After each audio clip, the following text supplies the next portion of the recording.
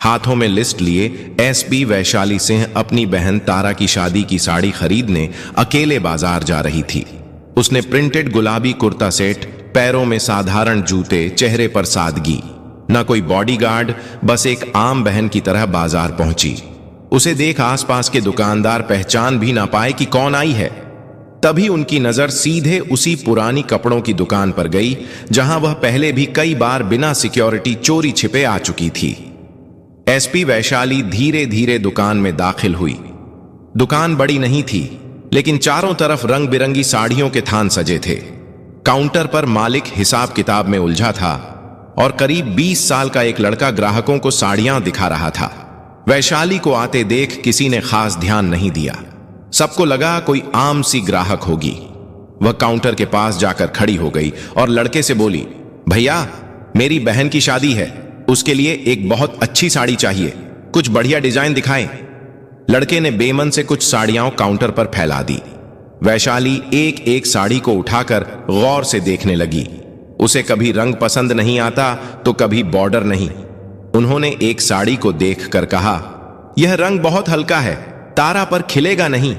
इसका बॉर्डर बहुत पतला है, शादी के हिसाब से जचेगा नहीं। फिर वैशाली ने एक और साड़ी को पलट कर कहा, अरे यह तो बहुत ज्यादा छटक है, दुल्हन को थोड़ा सोबर दिखना चाहिए। इसी तरह आधा घंटा कब बीत गया पता ही नहीं चला। दुकान में ग्राहकों की भीड़ बढ़ने लगी थी। लड़के के चेहरे पर अब झुंझलाहट साफ झलक रही थी। उधर नंद किशोर साहू भी अपनी मोटी ऐनक के पीछे से बार बार वैशाली को घूर रहा था। फिर वह थोड़ा रूखेपन से बोला, सब एक से बढ़कर एक पीस हैं मैडम जी, इनमें से ही कोई ले लीजिए। लेकिन वैशाली का दिल मान ही नहीं रहा था। उनके लिए यह सिर्फ एक साड़ी नहीं थी, यह उनकी बहन के लिए उनका प्यार, उनका दुलार था। उन्होंने शांत स्वर में जवाब दिया, मुझे कोई जल्दी नहीं है भाई साहब, मेरी बहन की शादी का मामला है, सबसे अच्छा ही चाहिए। तो नंद किशोर साहू ने धीरे से लड़के को इशारा किया। लड़का बड़बड़ाता हुआ तहखाने की ओर गया और कुछ ही देर में नए बंडल उठाकर ले आया और काउंटर पर रख दिया। अब काउंटर साड़ियों से भर चुका था। वैशाली एक एक साड़ी खुलवा कर देख रही थी और नंद किशोर साहू का पारा चढ़ता जा रहा था। लड़का धीरे से अपने मालिक के कान में फुसफुसाया, आधे घंटे से दिमाग खराब कर रखा है, एक साड़ी तो पसंद आ नहीं रही। वैशाली ने उसकी बात सुन ली। एक पल को उन्हें बुरा लगा। वह चाहे तो 1 मिनट में इस दुकान पर ताला लगवा सकती थी, लेकिन आज वह अपनी पावर का इस्तेमाल नहीं करना चाहती थी। उन्होंने लड़के की बात को अनसुना कर दिया और फिर लगभग 1 घंटे की माथापेची के बाद उनकी नजर उस पर पड़ी। एक गहरे मरून रंग की साड़ी जिस पर सोने के धागों से चौड़ा बॉर्डर बना था और पूरी साड़ी पर महीन कढ़ाई का काम था। वह साड़ी जैसे तारा के लिए ही बनी थी। वैशाली के चेहरे पर आखिरकार एक संतुष्टि की मुस्कान आ गई और उन्होंने साड़ी हाथ में लेते हुए कहा, हाँ बस यही चाहिए, इसे पैक कर दो। नंद किशोर साहू ने राहत की सांस ली, जैसे कोई बड़ी मुसीबत टल गई हो। लड़के ने जल्दी जल्दी साड़ी को तह करके एक चमकीले पैकेट में डाल दिया। वैशाली ने पर्स से पैसे निकाल कर दी और पैकेट हाथ में ले लिया। उसके मन में एक खुशी थी, एक सुकून था कि उन्होंने अपनी बहन के लिए सबसे अच्छी चीज चुन ली है। वह दुकान से बाहर निकलने के लिए मुड़ी ही थी कि उनकी नजर पैकेट के एक कोने से झांकते एक धागे पर पड़ी जो कुछ गड़बड़ थी। वह रुकी, पैकेट को खोला और साड़ी को दोबारा बाहर निकाला। उनके दिल की धड़कन बढ़ गई। साड़ी के बॉर्डर पर एक जगह से धागा टूटा हुआ था और उधड़ कर लटक रहा था। उन्होंने हल्के से उसे खींचा तो कढ़ाई की पूरी सिलाई खुलने लगी। यह एक डिफेक्टिव पीस था। वैशाली का चेहरा उतर गया। वह वापस काउंटर पर गई। उन्होंने नंद किशोर साहू को दिखाते हुए कहा, भैया ये देखिए, इसमें तो धागा टूटा हुआ है, यह तो पूरी उधड़ जाएगी। नंद किशोर साहू ने एक नजर साड़ी पर डाली और फिर बड़ी लापरवाही से बोला, अरे मैडम, इतना छोटा मोटा तो चलता है, आप ले जाइए, दर्जी से ठीक करवा लेना, कुछ नहीं होगा। वैशाली का गुस्सा अब बढ़ने लगा था। उनकी आवाज थोड़ी सख्त हो गई। वह नंद किशोर साहू को बोली, चलता कैसे है, मैं इतने पैसे दे रही हूं, कोई फोकट में तो नहीं ले रही, मुझे ठीक साड़ी चाहिए। नंद किशोर साहू भी भड़क गया और कड़क आवाज में बोला, देखिए मैडम, अब बार बार तो नहीं बदल सकते, आपने खुद देखकर पसंद की है, अब इसमें हमारी क्या गलती? काउंटर के पीछे खड़ा लड़का भी हंसते हुए बोला, अरे मैडम, आपने तो सब कुछ जांच परख कर ही लिया था ना, अब नाटक क्यों कर रही हो? यह सुनते ही वैशाली के आत्मसम्मान को ठेस लग गई। वह एक अफसर थी, लेकिन उससे पहले एक ग्राहक थी और एक ग्राहक के साथ ऐसा बर्ताव उन्हें बर्दाश्त नहीं था। उन्होंने दृढ़ता से कहा, सही साड़ी दो वरना मेरे पैसे वापस करो। नंदकिशोर साहू ने आंखें तरेर लीं और बोला, पैसे वैसे वापस नहीं होंगे, ज्यादा ड्रामा मत करो यहां पर। अब तक दुकान में खड़े बाकी ग्राहक भी तमाशा देखने लगे थे। कानाफूसी शुरू हो गई थी। दुकान के अंदर का माहौल गर्म हो चुका था। वैशाली ने आवाज ऊंची करके बोला, दुकानदारी ऐसे नहीं चलती है, मैंने पूरा पैसा दिया है, या तो सही कपड़े दो या पैसे वापस करो। नंदकिशोर साहू ने चिल्लाते हुए बोला, क्यों, बहुत बड़ी अफसर समझती हो क्या खुद को? तुम्हारे जैसे लोग रोज आते हैं, चलो भागो यहां से। यह सुनते ही वैशाली ने गुस्से में साड़ी का पैकेट काउंटर पर पटक दिया। भीड़ अब और बढ़ गई थी। लड़के ने पीछे से एक और तीर छोड़ा। अब शुरू हो गया इनका ड्रामा। वैशाली ने उसे घूर कर देखा। उनकी आंखों में वह सख्ती थी जो बड़े बड़े अपराधियों को भी चुप करा देती थी, लेकिन यहां कोई उन्हें पहचानने वाला नहीं था। नंदकिशोर साहू ने गुस्से में अपनी जेब से मोबाइल निकाला और चिल्लाते हुए बोला, ज्यादा हंगामा मत करो वरना मैं अभी पुलिस को फोन करता हूं। वह बताएगी तुम्हें कि धौंस कैसे जमाते हैं। वैशाली के चेहरे पर एक व्यंग्यात्मक मुस्कान आई। हां, कर लो, बुला लो पुलिस को, हम भी तो देखें तुम्हारी पुलिस क्या करती है। नंदकिशोर साहू को लगा कि वह डर नहीं रही है। उसने तुरंत थाने का नंबर मिलाया और स्पीकर पर डाल दिया। हेलो थानेदार साहब, नंदकिशोर साड़ी भंडार से बोल रहा हूं। यहां एक औरत बिना वजह झगड़ा कर रही है, दुकान में हंगामा मचा रखा है, जल्दी किसी को भेजिए। फोन करते ही भीड़ में फुसफुसाहट और तेज हो गई। अरे, इसने तो पुलिस ही बुला ली। वैशाली ने कुछ नहीं कहा। उन्होंने पास पड़ी एक पुरानी लोहे की कुर्सी उठाई और दुकान के गेट पर जाकर बैठ गई। उन्होंने आसमान की तरफ देखा और एक पल के लिए उन्हें तारा का चेहरा याद आया, उसकी शादी का सपना याद आया। लेकिन अब यह सिर्फ एक साड़ी की बात नहीं थी, यह उनके आत्मसम्मान की लड़ाई बन चुकी थी। वह पीछे नहीं हट सकती थी। वह उस कुर्सी पर शांति से बैठी थी, जैसे किसी तूफान के आने का इंतजार कर रही हो। मन में एक भरोसा था। उन्होंने खुद से कहा, कोई बात नहीं, पुलिस आएगी, मुझे पहचान लेगी और यह सारा तमाशा 1 मिनट में खत्म हो जाएगा। आखिर वह इसी जिले की एसपी वैशाली थी। हर थानेदार, हर दरोगा उन्हें पहचानता था। पूरा पुलिस डिपार्टमेंट उन्हें सलाम करता था। लेकिन शायद किस्मत को आज उनकी परीक्षा लेनी थी। 10 मिनट बाद पुलिस की एक पुरानी जीप धूल उड़ाती हुई दुकान के सामने आकर रुकी। जीप से एक दरोगा महेंद्र चौधरी और 2 सिपाही नीचे उतरे। दरोगा महेंद्र चौधरी की तोंद बाहर निकली हुई थी और चेहरे पर एक अजीब सी अकड़ थी। भीड़ उन्हें देखकर किनारे हो गई। नंदकिशोर साहू दौड़कर दरोगा महेंद्र चौधरी के पास गया। उसने वैशाली की तरफ इशारा करते हुए कहा, साहब, यही है वह औरत, बिना बात के झगड़ा कर रही है, हमारी दुकान का माहौल खराब कर रही है। दरोगा महेंद्र चौधरी ने बिना कोई सवाल पूछे वैशाली को ऊपर से नीचे तक घृणा भरी नजरों से देखा। वैशाली अभी भी कुर्सी पर बैठी थी। उनके चेहरे पर थकान थी, लेकिन आंखों में एक उम्मीद भी थी कि अब सब ठीक हो जाएगा।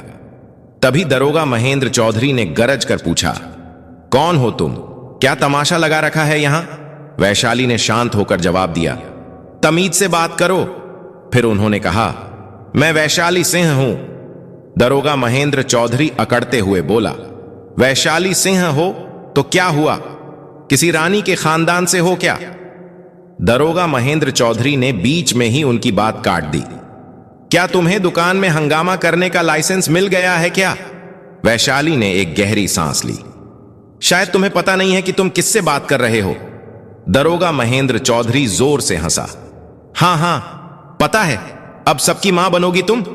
ज्यादा अकड़ मत दिखाओ, सीधे थाने चलो, वहां तुम्हारी सारी अकड़ निकालता हूं। एक सिपाही आगे बढ़कर वैशाली का हाथ पकड़ने लगा। वैशाली ने उसे घूर कर देखा तो वह एक पल को झिझक गया। यह देख भीड़ में खड़ी औरतें कानाफूसी करने लगीं और बोलीं, यह तो अच्छे घर की है, पर है बड़ी झगड़ालू। तभी नंदकिशोर साहू ने दरोगा महेंद्र चौधरी को कंधे से पकड़कर धीरे से दुकान के अंदर ले गया। काउंटर के पीछे ले जाकर उसने अपनी जेब से कुछ नोट निकाले और दरोगा महेंद्र चौधरी की जेब में खिसका दिए। साहब, इसको उठा ले जाएं यहां से, उसने फुसफुसाकर कहा। यह हमारा धंधा खराब कर रही है, जो भी खर्चा पानी होगा मैं देख लूंगा। दरोगा महेंद्र चौधरी ने नोटों पर एक नजर डाली। उसके होठों पर एक गिरी हुई मुस्कान आई। रिश्वत की गर्मी ने उसकी अकड़ को और बढ़ा दिया। वह भीड़ की तरफ देखते हुए बाहर निकला। वैशाली अब भी उसी कुर्सी पर बैठी थी। वह सोच रही थी, अब तक तो इसने मुझे पहचान लिया होगा, अब यह नाटक खत्म होगा। पर दरोगा महेंद्र चौधरी ने सिपाहियों को इशारा किया। इस बार दोनों सिपाहियों ने आगे बढ़कर वैशाली की दोनों बाहें मजबूती से पकड़ ली। वैशाली चौंक गई। यह क्या बदतमीजी है, मेरी बात तो सुनो। दरोगा महेंद्र चौधरी ने सिटी बजाते हुए जीप की तरफ इशारा किया और बोला, बहुत बोल लिया तुमने, अब थाने चलो, वहीं पता चलेगा कौन कितना बड़ा अफसर है। भीड़ में से किसी ने ताना कसा, देखो देखो, बड़ी मैडम बनने आई थी, अब हवालात में चक्की पीसेंगी। नंदकिशोर साहू दूर खड़ा अपनी मूंछों पर ताव देते हुए हंस रहा था। एसपी वैशाली की आंखों में आग जल रही थी, लेकिन उस वक्त उनकी आवाज से ज्यादा भारी था कानून के रखवालों का वह हाथ जो आज एक बेकसूर को पकड़ रखा था। उन्होंने कोई विरोध नहीं किया। वह जानती थी कि अगर उन्होंने यहां अपनी पहचान बताई तो यह लोग शायद यकीन न करें और तमाशा और बढ़ जाए। जीप का दरवाजा खुला। सिपाहियों ने उन्हें लगभग धकियाते हुए अंदर बिठा दिया।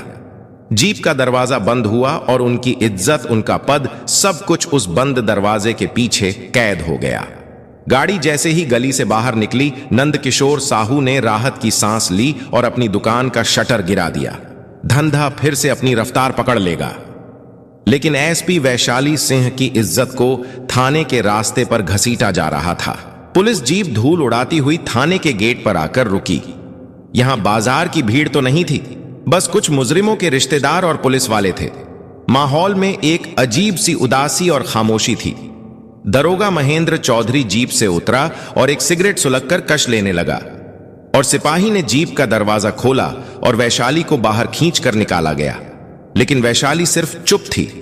कोई बहस नहीं, कोई गिड़गिड़ाहट नहीं। उनकी सीधी नजर दरोगा महेंद्र चौधरी के चेहरे पर थी।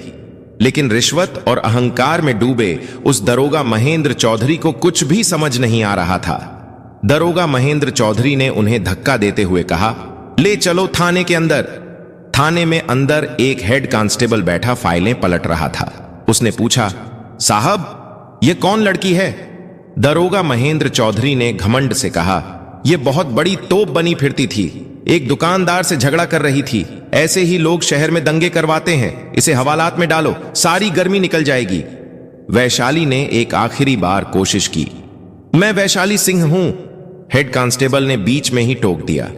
नाम पता बाद में कागज में लिख लेंगे मैडम, पहले अंदर चलिए। एक सिपाही ने लोहे का एक भारी गेट खोला और उन्हें हवालात में डाल दिया।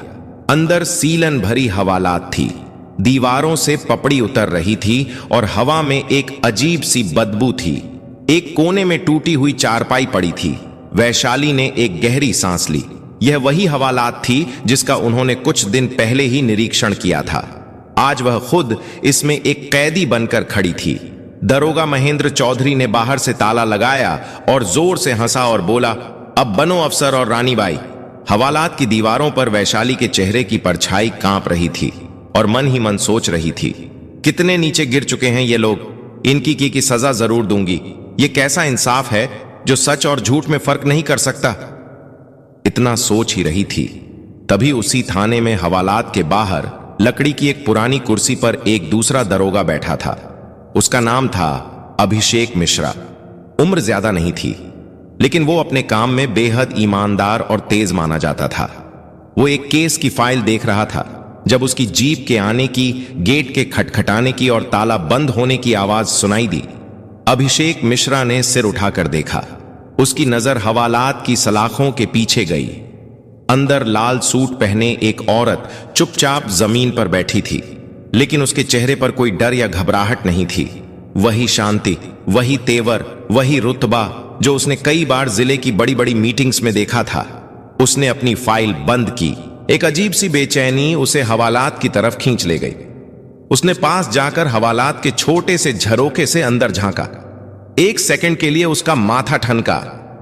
अरे ये तो, उसके मुंह से बस इतना ही निकला। उसने पास खड़े एक सिपाही को इशारा किया। ये कौन है? किस केस में लेकर आए हो? सिपाही ने हंसते हुए पूरी कहानी बता दी। साहब, एक दुकानदार से झगड़ा कर रही थी। दरोगा महेंद्र चौधरी साहब पकड़ लाए। कह रहे थे बड़ी अफसर बनती थी। अभिषेक ने उसकी बात पर ध्यान नहीं दिया। उसकी आंखें सीधे अंदर देख रही थीं। तभी हवालात में बैठी वैशाली ने भी नजर उठाकर उसे देखा। एक पल के लिए दोनों की आंखें मिलीं और अगले ही पल अभिषेक का खून सूख गया। वह समझ गया कि कितना बड़ा बवंडर आ चुका है। यह कोई आम औरत नहीं है, यह पूरे जिले की एएसपी वैशाली सिंह है। वह सिपाही पर दहाड़ा। यह कोई मजाक नहीं है, गेट खोल जल्दी। सिपाही घबरा गया और बोला, पर दरोगा महेंद्र चौधरी साहब ने मना किया है। अभिषेक की आवाज पूरे थाने में गूंज गई। मैंने कहा गेट खोल। यह पूरे जिले की एएसपी वैशाली सिंह है। तुम्हारे जैसे 50 दरोगा महेंद्र चौधरी मिलकर भी इनका बाल बांका नहीं कर सकते। यह सुनते ही सिपाही के हाथ पैर कांपने लगे। उसने कांपते हाथों से चाबी निकाली और ताले में लगाई। ताला खुला। गुंडा हटा। अभिषेक ने सलाखों के उस पार खड़ी एसपी वैशाली सिंह को पूरी ताकत से सैल्यूट ठोका। उसकी आवाज में शर्मिंदगी और सम्मान दोनों थे। मैडम, माफ कीजिएगा, हमसे बहुत बड़ी गलती हो गई। मैं अभी इस गलती की भरपाई करता हूं। हवालात की वही दीवारें जो कुछ देर पहले वैशाली की पहचान को मिटा रही थी, अब सच को पूरी इज्जत से बाहर आते हुए देख रही थी। हवालात का ताला खुलते ही एसपी वैशाली सिंह बाहर आई।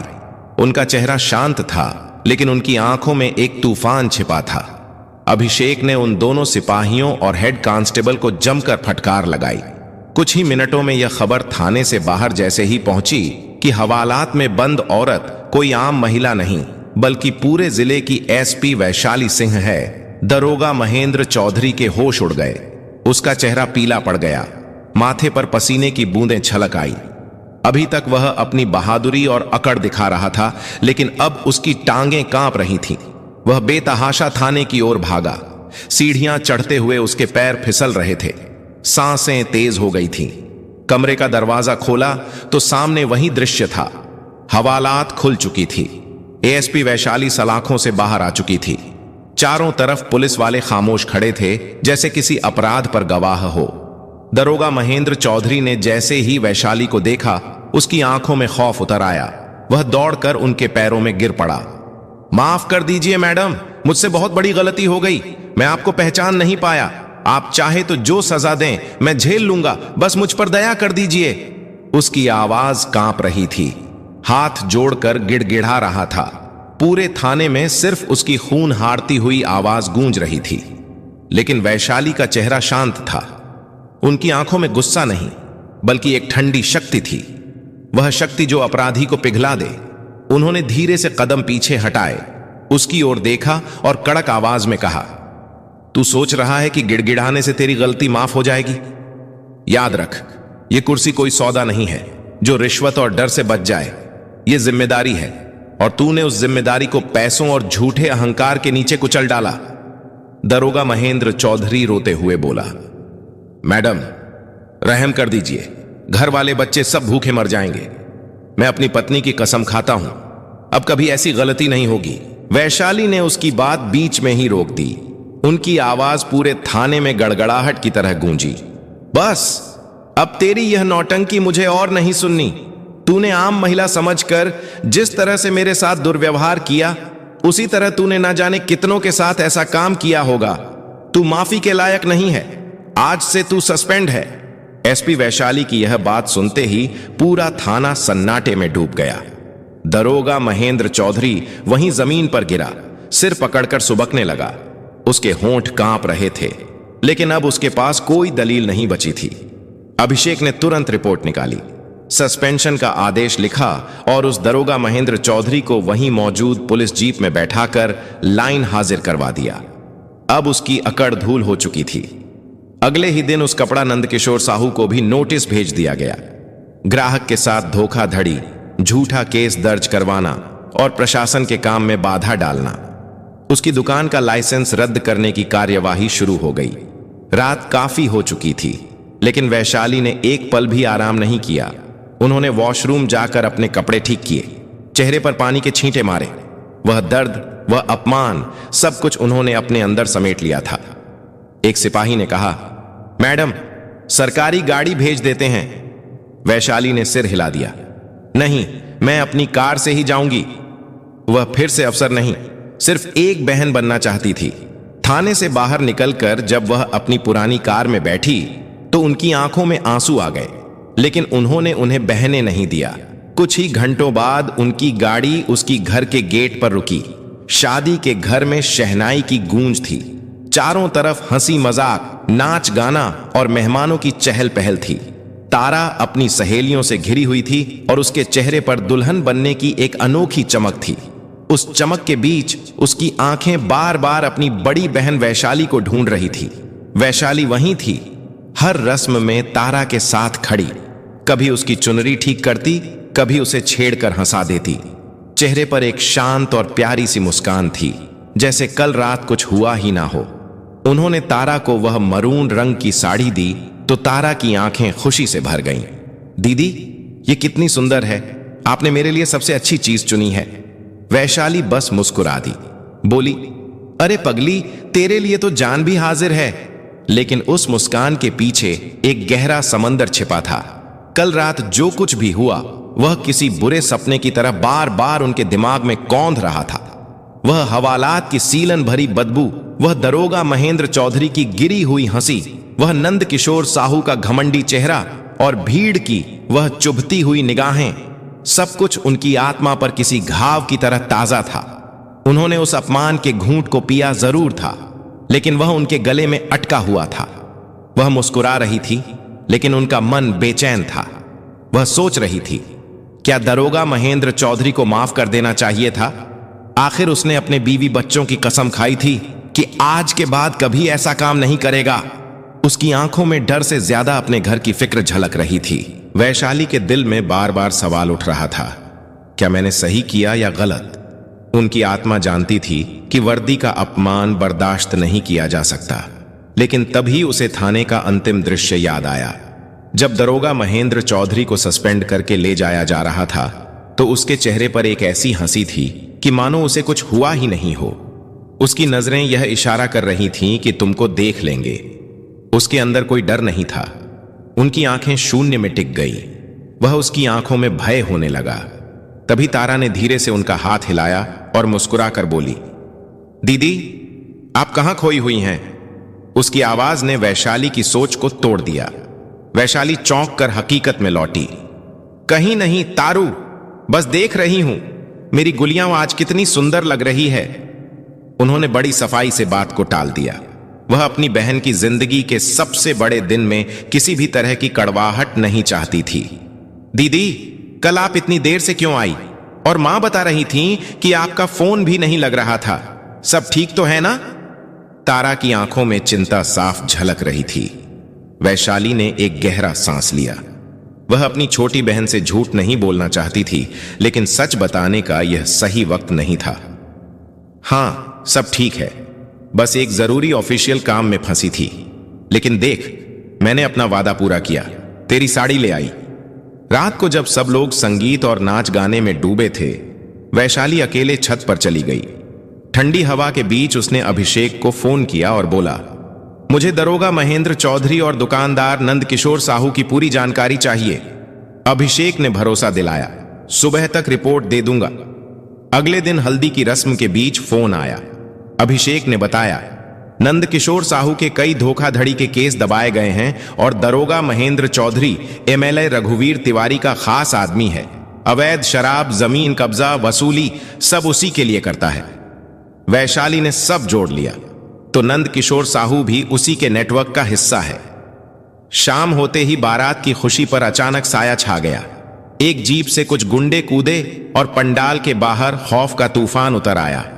उनके लीडर बलराम ने चिल्लाकर शादी रोकने को कहा, रोको यह शादी। उसकी आवाज में इतनी कड़वाहट थी कि संगीत तुरंत बंद हो गया। पूरे पंडाल में सन्नाटा छा गया। उसने सबके सामने तारा पर इल्जाम लगाया कि उसने उसके भाई टिंकू भाई से 50 लाख उधार लिए हैं और अब वह पैसे लौटाए बिना शादी करके भागना चाहती है। दूल्हे के घर वाले सकते में आ गए और मेहमान कानाफूसी करने लगे। तारा, जिस पर कुछ देर पहले खुशियों के फूल बरसाए जा रहे थे, अब उस पर झूठे इल्जामों की कीचड़ उछाली जा रही थी। वह फूट फूट कर रोने लगी। वैशाली का खून खौल उठा। वह जानती थी कि यह रघुवीर तिवारी की घटिया चाल है, उन्हें और उनके परिवार को बदनाम करने का तरीका। वह एक शेरनी की तरह आगे बढ़ी। उसकी आंखों में ना कोई डर था, ना कोई घबराहट, बस एक सर्द गुस्सा था। क्या सबूत है तुम्हारे पास? उसकी आवाज शांत लेकिन इतनी पैनी थी कि बलराम भी एक पल को ठिठक गया। बलराम ने कुछ नकली स्टैंप पेपर हवा में लहराए। वैशाली ने एक नजर में ही पहचान लिया कि वह जाली हैं। अच्छा, तो अपने टिंकू भाई का नंबर दो, मैं अभी उससे बात करती हूं। यह सुनकर गुंडे घबरा गए। वह तो शहर से बाहर है। तो फिर यह कचरे के टुकड़े मुझे मत दिखाओ। वैशाली ने कागज छीनकर उसके मुंह पर फेंक दिए। अब तुम्हारे पास दो रास्ते हैं, या तो चुपचाप यहां से निकल जाओ, या मैं अभी फोर्स बुलाकर धोखाधड़ी, मानहानि और एक पब्लिक सर्वेंट के परिवार को धमकाने के जुर्म में तुम सबको अंदर करवा दूंगी। पब्लिक सर्वेंट का नाम सुनते ही गुंडों के होश उड़ गए। उन्हें अंदाजा नहीं था कि वह किससे पंगा ले रहे हैं। 10 सेकंड के अंदर वह सब दुम दबाकर भाग गए। माहौल संभल तो गया, लेकिन जश्न का रंग फीका पड़ चुका था। वैशाली ने दूल्हे के पिता से हाथ जोड़कर माफी मांगी और उन्हें यकीन दिलाया कि उनकी बहन बेकसूर है। उन्होंने वादा किया कि वह इस साजिश की जड़ तक पहुंचेंगी। उस दिन वैशाली ने ठान लिया था कि रघुवीर तिवारी ने उनकी बहन की इज्जत पर हाथ उठाकर अपनी तबाही को दावत दी है। तारा की विदाई के बाद घर की खामोशी वैशाली के गुस्से को और बढ़ा रही थी। अगले ही दिन उन्होंने सबसे पहले नंद किशोर साहू को गिरफ्तार किया। सरकारी गवाह बनने का दबाव डाला। डर के बावजूद नंद किशोर साहू चुप रहा, लेकिन जब उसने देखा कि वैशाली ने रघुवीर तिवारी के दाहिने हाथ टिंकू भाई के अवैध जमीन कब्जों पर बुलडोजर चलवा दिया, करोड़ों का गैर कानूनी निर्माण मिट्टी में मिला दिया और 20 गुंडों को गिरफ्तार कर लिया, तब नंद किशोर साहू टूट गया। उसने रघुवीर तिवारी के राज खोले। बताया कि एक काली डायरी है जिसमें हर रिश्वत, हर धंधे का पूरा हिसाब लिखा है। वह डायरी उसके फार्म हाउस में छिपी थी। वैशाली ने आधी रात को ऑपरेशन धर्म चलाया। बिना सायरन और रोशनी वाली पुलिस गाड़ियां फार्म हाउस पहुंची। दरवाजे तोड़े गए। गार्ड्स हथियार डालने पर मजबूर हुए। वैशाली सीधे रघुवीर तिवारी के कमरे में पहुंची। नींद से चौंक कर वह चिल्लाया, एएसपी वैशाली, तुम्हारी हिम्मत कैसे हुई? वैशाली ने सर्च वारंट उसके चेहरे पर फेंकते हुए कहा, कानून को काम करने के लिए इजाजत की जरूरत नहीं होती। फार्म हाउस की तलाशी में करोड़ों की नकदी और वह काली डायरी बरामद हुई। वैशाली ने डायरी उठाकर ठंडी आवाज में कहा, खेल खत्म एमएलए साहब। रघुवीर तिवारी उसी रात गिरफ्तार हुआ। अगले दिन मीडिया में डायरी और गवाही के सबूत पहुंचे। अदालत में नंद किशोर साहू की गवाही और डायरी के पन्नों ने पूरा गिरोह सलाखों के पीछे पहुंचा दिया। शहर ने बरसों बाद चैन की सांस ली। अपराध का साम्राज्य ढह चुका था। शाम को तारा ने छत पर वैशाली से कहा, दीदी, मुझे आपके लिए डर लगता है। वैशाली मुस्कुराई, उसका हाथ थामा और बोली, मैं अकेली नहीं हूं तारू, मेरे साथ कानून है, सच्चाई है और तेरी दुआएं हैं। यह वर्दी सिर्फ कपड़ा नहीं, एक कसम है और मैंने अपनी कसम निभाई है। डूबते सूरज की रोशनी में उनकी वर्दी चमक रही थी। यह वर्दी अब सिर्फ वर्दी नहीं, बल्कि इंसाफ और इज्जत की जीत की पहचान बन चुकी थी। तो दोस्तों, यह कहानी केवल मनोरंजन और शिक्षा के उद्देश्य से बनाई गई है। इसमें दिखाए गए सभी पात्र, घटनाएं और संवाद काल्पनिक हैं। किसी भी वास्तविक व्यक्ति, संस्था या घटना से इनका कोई संबंध नहीं है। कृपया इसे केवल कहानी के रूप में देखें और इसका आनंद लें। हम किसी की भावनाओं को ठेस पहुंचाना नहीं चाहते हैं। अगर आपको यह कहानी पसंद आई हो तो इसे लाइक करें और ज्यादा से ज्यादा लोगों तक शेयर करें। कमेंट करके बताएं कि आपको सावित्री का कौन सा कदम सबसे अच्छा लगा और हमारे चैनल को सब्सक्राइब करना ना भूलें, क्योंकि हम आपके लिए ऐसी ही प्रेरणादायक कहानियां